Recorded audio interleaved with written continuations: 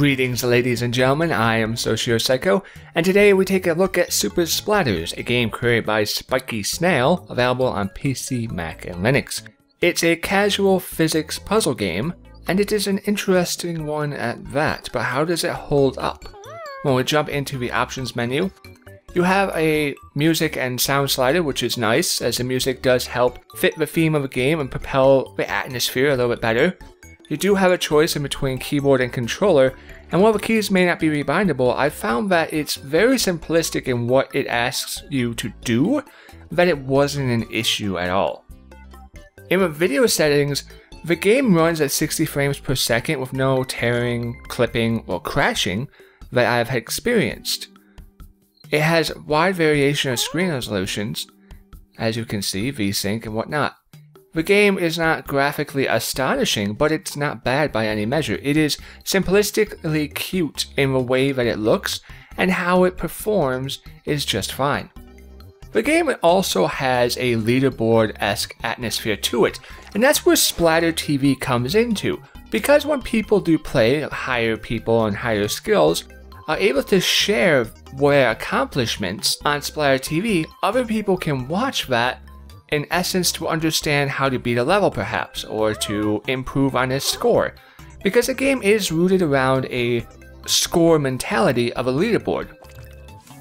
Now you have 3 different chapters here. Chapter 1 is your heavy tutorial with allowing you to understand the basics of the controls, and it does that very well. I found that the tutorial of the game was very well put together, if not maybe perhaps a little drawn out, but you could skip those if you wanted to, so it wasn't like you were forced to listen to them. You have the availability to move past at your discretion, and it taught you everything you needed to know about the game. The second chapter goes into more of a medium style player, and the third chapter goes into more of a hardcore, with making the level design a lot more integrated and difficult to play on. When we look into one of these chapters, as you can see, there are 6 different zones. Each chapter has 6 zones, and each zone has 4 levels. Now, these levels will unlock the more stars you get. You have a sort of ranking of your character. The more stars you get, the higher rank it goes. I'm 45, which is going places is my title. On each separate mission, there's also 3 trophies. These trophies are separate from the stars, as the stars gained by doing combos and special moves, but trophies have sort of like an achievement-esque feel to it, because it's do these special things. 3 rainy days, that's a special move, so you have to do that 3 times. Perform 8 slide stunts. There are different fashions to allow you to compete not just with yourself and replayability, but also compete with your friends and other people in the world on the leaderboard station. There are 2 main categories of play. As you can see, you have Master Shot Medium and Combo Rush mode. Combo Rush means you get as many combos as you can, and when you don't have a combo in progress, there's a little timer that goes down, and every time it goes down, you lose one of your combos. So the trick is to complete as many combos as possible, while still being able to accomplish the level and give a high score. Master Shot is simply achieving the goal in a very specific way. Oh, you have to slide, jet, and then dive in some fashion, and you get the mission complete. When we go in here, the game is very simplistic in how it plays and how it even looks. As you can see, we started out here as a little purple character, and one of your abilities is to simply just slide over onto a ramp. Now you can't slide over anything, you have to make sure that you're on a certain ramp orientate for you to be able to slide.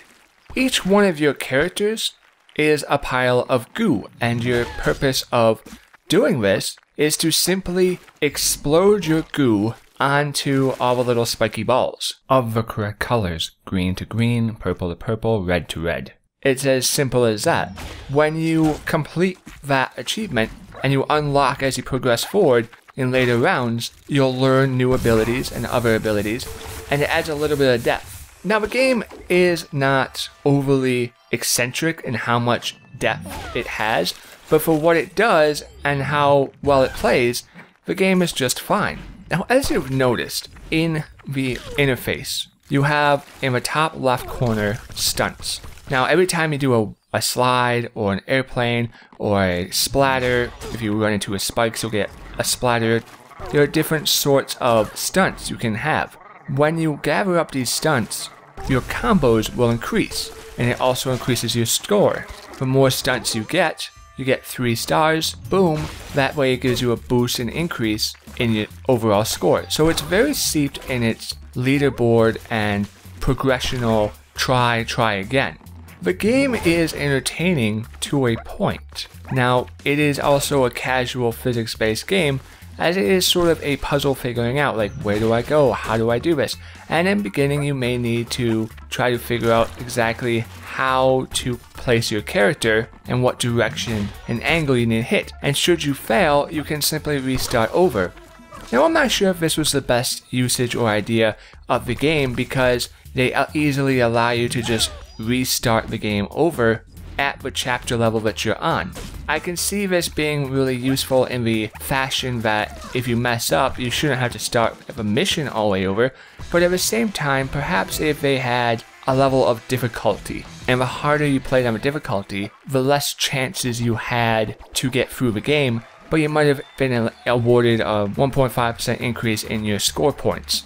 But the game does a very good job at making it feel powerful, because when you accomplish your mission and you do it well, it's really in your face and it's like, boom, look at what you accomplished, look at what you achieved, and you can see how many stunts you've gained, stars, your ranking, and the point value that you have, how many trophies you've gotten, and it really does feel as a, wow, this was pretty good. Now, as the game progresses forward, the levels do increase in their difficulty. The level design gets a little bit more creative and a little bit harder, so where you have to try more or maybe think about exactly how to manipulate the characters more.